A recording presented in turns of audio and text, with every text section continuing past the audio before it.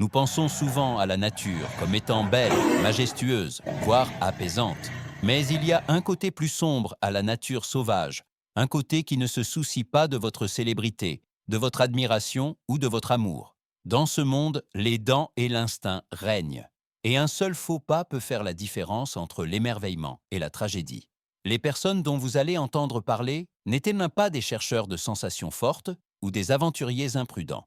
Beaucoup d'entre elles aimaient profondément les animaux. Certaines travaillaient à les protéger. D'autres ont simplement croisé le mauvais chemin au mauvais moment. Mais toutes, malgré leur renommée, ont été dépassées par quelque chose de bien plus puissant que la réputation, la force brute et imprévisible de la nature. Ce ne sont pas des histoires de fiction. Elles sont réelles, elles sont obsédantes. Et elles prouvent que dans la nature, être une célébrité n'a aucune importance. Car lorsque l'instinct s'éveille, même le visage le plus familier peut devenir une proie. Usain, Rosa King. Rosa King ne se contentait pas de travailler avec les animaux, elle vivait pour eux.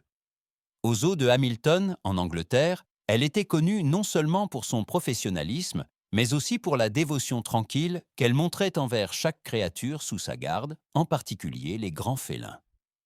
Pour les visiteurs, elle était une présence bienveillante derrière la vitre. Pour ses collègues, elle était le cœur du zoo. Mais pour le tigre avec lequel elle est entrée dans l'enclos ce matin-là, elle était toujours humaine. C'était en mai 2016, une journée de routine, du moins c'est ce qu'il semblait. Rosa accomplissait une tâche qu'elle avait faite d'innombrables fois auparavant. Entrer dans l'enclos du tigre pour les soins quotidiens. Mais quelque chose a mal tourné. Un protocole de sécurité a été manqué, ou peut-être qu'une porte n'a pas été sécurisée comme elle aurait dû l'être. Dans le monde des prédateurs, une infime erreur suffit. Le tigre a attaqué sans avertissement, rapide, précis et fatal. Lorsque le personnel a accouru après avoir entendu ses cris, il n'y avait plus rien à faire. Rosa avait déjà succombé à ses blessures. Sa mort a provoqué une onde de choc à travers le pays. Comment quelqu'un d'aussi expérimenté, d'aussi dévoué, d'aussi profondément lié aux animaux qu'elle aimait, a-t-elle pu en être victime? La tragédie a déclenché un deuil public, mais aussi des questions difficiles sur la sécurité, le risque et l'illusion de contrôle que nous pensons souvent avoir sur la nature. En vérité, Rosa n'est pas morte parce qu'elle n'aimait pas le tigre. Elle est morte parce que l'amour n'a aucun poids dans le règne animal. Là, seul l'instinct parle. Et lorsque l'instinct s'éveille, même la plus douce des routines peut devenir mortelle. 2. Ellen Blight. Au milieu des années 1800, Ellen Blight était une sensation, une adolescente connue dans toute l'Angleterre victorienne sous le nom de Reine des Lions. À seulement 17 ans, elle était déjà une star du cirque itinérant, attirant des foules immenses désireuses de la voir commander des bêtes sauvages à l'intérieur de la cage. Avec un fouet dans une main et de l'acier dans son regard, elle marchait avec confiance parmi des lions et des tigres 2 fois plus grands qu'elle. Pour le public, elle était intrépide. Pour les animaux, peut-être quelque chose de moins clair. Mais une chose était certaine, le danger était toujours là avec elle, derrière les applaudissements en attente. C'était une nuit froide de 1850 quand Hélène est entrée dans l'arène pour commencer une autre représentation. Elle est entrée dans la cage avec un tigre du Bengale adulte. Elle lui a tapoté le nez avec son fouet, un simple signal qui faisait partie du numéro. Mais cette fois, quelque chose a basculé. En un instant, le tigre a bondi, les dents découvertes, la fureur déchaînée. Il a refermé ses mâchoires autour de sa gorge, déchirant sa chair, sectionnant sa trachée avant que quiconque ne puisse réagir. Le chaos a éclaté, le public a crié. Des dresseurs se sont précipités, armes à la main, mais il était trop tard. Hélène est morte en quelques minutes sur la piste de Sûre qu'elle avait autrefois dominée. Sa mort a stupéfié la nation. Les journaux en ont fait à la fois une martyre et un spectacle. Certains se sont demandé si les femmes devaient se produire avec des animaux dangereux. D'autres ont débattu de la moralité d'utiliser des bêtes sauvages pour le divertissement. Mais aucun titre n'a pu véritablement saisir l'horreur de ce moment. Une adolescente, dévorée par la créature même qu'elle pensait avoir maîtrisée. Hélène n'est pas morte parce qu'elle a commis une erreur. Elle est morte parce que dans le monde des prédateurs, il n'y a pas de performance, seulement des instincts. Et lorsque ses instincts s'enflamment, aucun costume, aucun titre, aucune confiance ne peut vous sauver. 3. Alexis Martinez. Alexis Martinez vivait ce que beaucoup qualifieraient de rêve. À seulement 29 ans, il était l'un des dresseurs de mammifères marins les plus respectés d'Espagne, travaillant en étroite collaboration avec les orques de Loro Park aux îles Canaries. Il était calme, intuitif et profondément lié aux orques qu'il entraînait. Ses collègues l'admiraient. Les orques lui répondaient. Pour les étrangers, cela ressemblait à une harmonie parfaite entre l'homme et la bête. Mais la veille de Noël 2009, cette illusion s'est brisée. Lors de ce qui aurait dû être une répétition de routine, Alexis est entré dans l'eau avec Keto, une grande orque mâle qui avait été transférée de SeaWorld. Ils avaient nagé ensemble d'innombrables fois. Mais cette fois, quelque chose a changé. Sans avertissement, Keto a attaqué, percutant Alexis avec une force massive, lui écrasant la poitrine et lui perforant les organes internes. Personne n'a vu venir l'attaque. Il n'y a pas eu de cri à l'aide. Au moment où d'autres l'ont tiré de l'eau, il était trop tard. Alexis était déjà parti. La nouvelle a stupéfié la communauté mondiale des parcs marins. Comment une orque dressée, dans un environnement contrôlé, pouvait-elle devenir mortelle? La vérité était bien plus troublante. Keto avait des antécédents documentés de comportements imprévisibles. Et la mort d'Alexis a révélé les dures réalités de la captivité des mammifères marins. Le stress, le confinement, le coût psychologique pour des créatures qui ont évolué pour parcourir de vastes océans. Derrière chaque tour chorégraphié et chaque sourire se trouvait un animal capable de violence, agissant sur des instincts que les humains prétendent comprendre. Alexis n'est pas mort par manque de compétences. Il est mort parce que même le prédateur le plus élégant peut craquer. À ce moment-là, Keto n'était pas un artiste. C'était une orque qui faisait ce que la nature l'avait conçu pour faire. Et Alexis, malgré tout son talent et sa compassion, n'était qu'un être humain. 4. Kenton Carnegie. Kenton Joel. Carnegie était une âme tranquille et curieuse. Étudiant universitaire canadien de 22 ans, il avait un amour profond pour la géologie, la nature et le mystère silencieux de la vie sauvage. En novembre 2005, il était posté dans un camp de terrain isolé en Saskatchewan, près de la lisière de la forêt boréale, un endroit où la nature régnait encore en maître.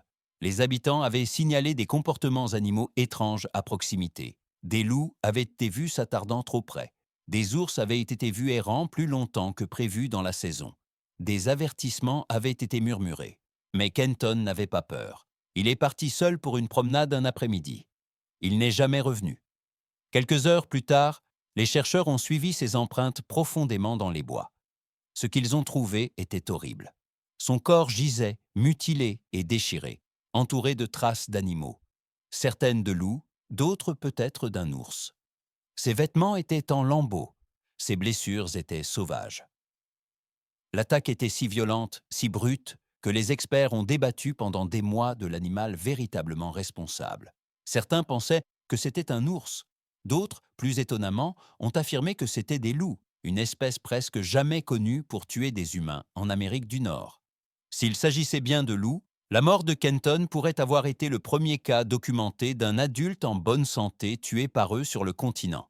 Et cette réalité a brisé une croyance profondément enracinée, que les prédateurs nous craignent, qu'ils ne nous toucheront pas, que nous sommes d'une manière ou d'une autre séparés de la chaîne alimentaire. Kenton a appris le contraire, de la manière la plus dure possible. Dans cette étendue silencieuse de nature sauvage gelée, la nature a rappelé au monde quelque chose d'ancien. Lorsque la survie prend le dessus, la nature ne pose pas de questions. Elle chasse. 5. Stéphane K. Miller. Stéphane K. Miller n'était pas seulement un cascadeur. C'était un homme qui avait bâti sa vie sur la confiance. Confiance en son entraînement, confiance en ses instincts et surtout, confiance en les animaux avec lesquels il travaillait.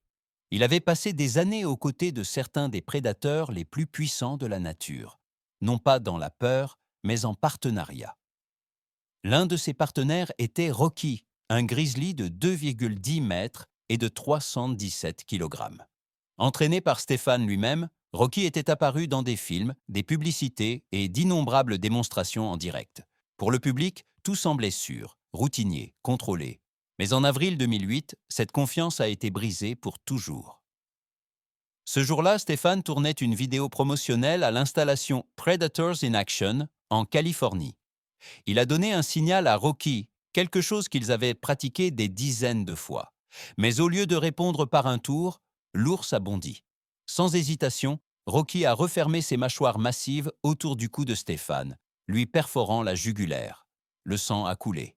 La panique a suivi, les dresseurs se sont précipités, criant des ordres, utilisant du gaz poivré, faisant tout ce qu'ils pouvaient pour arrêter l'attaque. Mais il était trop tard. Stéphane est mort en quelques minutes. Sa mort a provoqué une onde glaciale dans les industries du dressage animalier et du cinéma.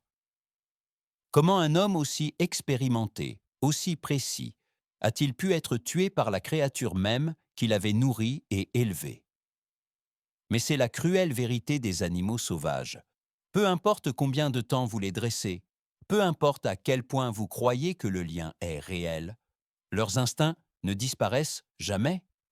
Ils sont juste enfouis, en attente. Stéphane n'est pas mort par imprudence. Il est mort parce qu'il croyait que sa relation avec Rocky était plus forte que la nature elle-même. Et en un instant baigné de sang, la nature lui a rappelé, et à nous tous, qu'elle ne joue jamais selon nos règles. 6. Alexis Melnikov. Alexis Melnikov connaissait les risques. En tant que gardien de zoo expérimenté à Sébastopol, en Ukraine, il avait passé des années à travailler avec certains des prédateurs les plus majestueux et les plus mortels du monde. Tigres, lions, léopards, il les comprenait mieux que la plupart des gens. Il les respectait, il suivait les règles. Mais un matin tranquille de 2020, une petite erreur, juste quelques secondes de jugement erroné, a transformé la routine en tragédie. Alexis est entré dans l'enclos de Lucie, une rare tigresse blanche du Bengale. Il pensait qu'elle était en sécurité. Elle ne l'était pas. Il n'y avait pas de témoin, pas de caméra, juste un homme seul dans une cage avec 180 kg de muscles bruts et d'instincts primaires. Ce qui s'est passé ensuite a été silencieux, violent et irréversible. La tigresse a bondi. Au moment où ses collègues l'ont trouvé, Alexis avait été défiguré au-delà de toute reconnaissance. L'enclos était imbibé de sang. Son corps était déchiré, entouré de marques de griffes. Personne n'a pu faire quoi que ce soit. Ce qui a rendu sa mort encore plus troublante, c'est la familiarité. Lucie n'était pas un animal dangereux ou non dressé. Elle faisait partie de sa routine quotidienne, fiable, connue, apparemment inoffensive. Mais dans le règne animal, la sécurité n'existe pas. Le contrôle est une illusion. Même le visage le plus familier peut réveiller quelque chose d'ancien dans l'esprit d'un prédateur. Le monde des zoos a pleuré, mais il a aussi vacillé. Si quelqu'un comme Alexis, vétéran responsable, méthodique, pouvait être emporté, qu'est-ce que cela signifiait pour les autres? Son histoire n'était pas celle de l'imprudence, c'était celle de la réalité brutale que dans un monde bâti sur l'instinct, la routine n'est jamais vraiment une routine. Parfois, la cage ne protège pas l'humain de l'animal. Elle protège l'animal de ce qu'il est encore capable de faire. 7. Babaji Dow. Babaji Dow a consacré sa vie au lion. À seulement 35 ans, il était déjà un dresseur d'animaux respecté au Olusegun Obasanjo Wildlife Park au Nigeria. Ses collègues le décrivaient comme calme, discipliné et profondément connecté aux animaux dont il s'occupait. Ce n'était pas un showman, il n'était pas imprudent. C'était un professionnel qui comprenait l'équilibre délicat et dangereux du travail avec les prédateurs les plus redoutables. Mais même les mains les plus expérimentées peuvent commettre une erreur. Et dans le monde de Babaji, cette seule erreur a tout changé. C'était un jour ordinaire en 2024. Babaji nourrissait l'un des lions mâles adultes du parc, une créature qu'il avait dressée et nourrie d'innombrables fois auparavant. Mais ce jour-là, il a oublié de verrouiller la porte de l'enclos derrière lui. Juste quelques centimètres laissés ouverts. C'est tout ce qu'il a fallu. En un clin d'œil, le lion a attaqué. Il n'y a eu aucun avertissement, aucune deuxième chance. Il a bondi de toute sa force, ses mâchoires se refermant autour du cou de Babaji. Pas le temps de crier, pas le temps de s'échapper. Il est mort sur le coup, tué par l'animal même qu'il avait passé des années à protéger et à élever. Les conséquences ont été dévastatrices. La nouvelle de l'attaque s'est rapidement répandue, provoquant un choc et un chagrin à travers le Nigeria et bien au-delà. Des photos graphiques ont fui. Des débats ont éclaté sur les protocoles de sécurité, l'erreur humaine et l'éthique de la captivité des prédateurs sauvages. Mais au-delà des gros titres, une vérité est restée. Même le lien le plus profond ne signifie rien lorsque l'instinct prend le dessus. Babaji n'est pas mort par insouciance. Il est mort parce que la nature ne pardonne pas les moments d'oubli. Dans cette cage, il n'était pas un dresseur. Il était une proie. Et son histoire sert de rappel glaçant que, peu importe la familiarité du visage, un lion reste un lion, et une seule erreur peut vous coûter tout. Ces histoires ne sont pas destinées à faire sensation. Elles sont destinées à nous rappeler à quel point la ligne est mince entre le contrôle et le chaos, entre l'admiration et le danger, entre la vie et la mort. La célébrité n'a pas protégé ces individus. L'expérience ne les a pas sauvés, car lorsque l'instinct frappe, la nature n'hésite pas. Si cette vidéo vous a fait réfléchir différemment à la nature sauvage, partagez-la. Si une histoire vous a marqué, faites-le nous savoir dans les commentaires.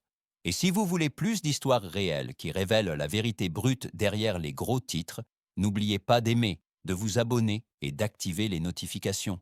Car dans le monde de la nature, les histoires les plus terrifiantes sont les vraies.